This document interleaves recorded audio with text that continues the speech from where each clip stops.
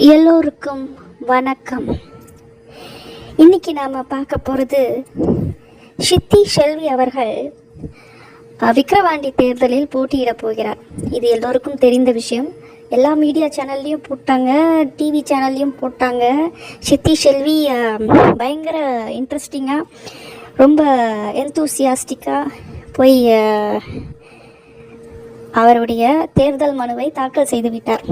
இப்போது தேர்தல் ஆணையத்துக்கு ஒரு டவுட் இருக்குது.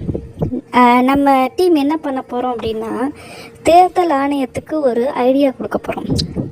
சித்தி செல்வி அவர்கள் 4 சின்னங்களை தெரிவித்திருக்கிறார் விருப்பமாக.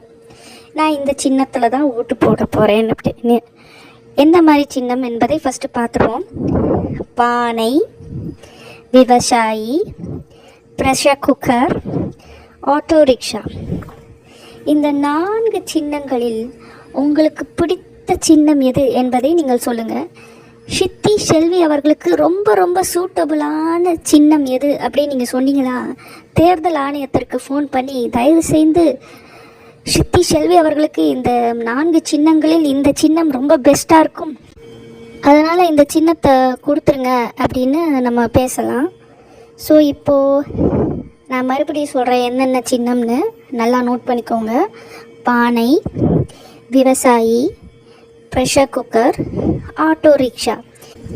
இந்த 4 சின்னங்களில் சித்தி செல்வி அவர்கள் எந்த சின்னத்தில் நிற்கலாம் என்று அவர் மீது ரொம்ப ரொம்ப அக்கறை கொண்ட நம்மவர்கள், நம் ஃபேன்ஸ், நம் ஃபாலோவர்ஸ் சொல்லலாம்.